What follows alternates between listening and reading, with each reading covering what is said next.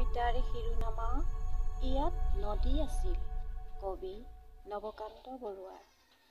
দেখিছো নদীৰ ঢলে বলাৎকাৰ কৰা পথাৰত, পলসে কবৰ দিয়া গৰ্ভৱতী শস্যৰ সন্তান।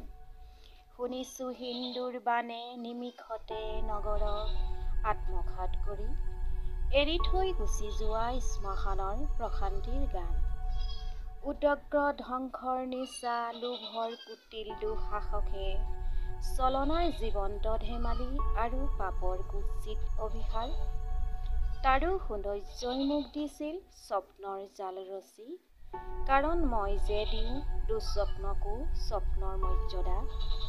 সিও বন্দী সূৰ্যকণা আহিছিল ভাঙি ছিঙি পৃথিৱীৰ কঠিন জৰায়ু, কিন্তু মৰুভূমি আহে লাহে লাহে মাহে মাহে বছৰে বছৰে। আহঁতৰ সুৰুঙত এপাহি কপৌ ফুল সোনকালে সৰে, গোপন ব্যাধিৰ দৰে লাহে লাহে মচি নিয়ে প্ৰাণৰ সীমান ৰং সেউজী সোণালী।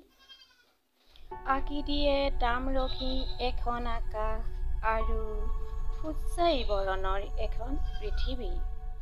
নদীক নিজৰা কৰি, জুৰিক শিলনি কৰি, বালিৰ দলেৰে গঢ়ে গছলতা ফুলৰ সমাধি। ছয়াময়া জীয়াই এটি বালিয়ে বালিয়ে উৰি, পানীৰ কাৰণে ঘূৰি ক'ৰবাত বাট হেৰুৱাই। মৰুভূমি এইদৰে আহে লাহে লাহে মাহে মাহে বছৰে বছৰে।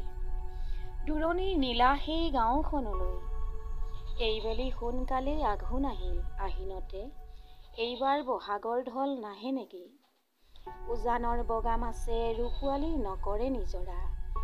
আহাৰৰ কলা মেঘ পাহাৰৰ সিপাৰে থাকিল। পাহাৰৰ ইমান ওখ, ওখনে মেঘতকৈও, ওখনে প্ৰেমতকৈও বৰষুণ। ধাননিত নগজিল জোৱাৰ বজৰা, আমাৰ বনত দুখনা খালে খেজুৰি। কেৱল ফুলিব সিজু মাজনিশা তৰাৰ পোহৰে, ৰেণু তাৰ বালি ডাঁহি সাপক বিলাব দাৰি। দুবৰি ধৰিব ছাতি কাঁইটীয়া বনে, ৰাতিৰ বতাহে আহি ছটিয়াব শুকান বৰফ। দিনৰ পোহৰে তাতেই ঢালি দিব কমলা ৰঙৰ গলা লোহা। তাৰ পিছত উত্তৰ ডিঙিত ছাঁ, দীঘল ডিঙিত ছাঁ, শুই ৰ'ব সাৰ হৈ সাগৰৰ বাবে। এইদৰেই শেষ হোৱা এই যে ৰোমাঞ্চ মৰণৰ, এই যে স্পৃহা ৰমণী ৰমন, বিলাস অনভিজ্ঞ। কিশোৰৰ সতে যত গ্লানিৰ, অতৃপ্তিৰ নাই, তৃপ্তিৰ অশান্তি নাই, ধ্বংসৰ সৌন্দৰ্য নাই, কেৱল ক্ষয়ৰ আবিলতা, অনায়াস গ্ৰহণৰ কেৱল ক্লৃবতা। বালিৰ বতাহে জানো পাহাৰক ভাস্কৰ্য গঢ়েহি, গঢ়ে বিভীষিকা। তাতো যি ৰোমাঞ্চ আছে, যদি আছে সেই জীৱন, নালাগে আশ্ৰয় তাত। ভাগৰ লাগিছে মোৰ গঢ়ি গঢ়ি নতুন বিগ্ৰহ।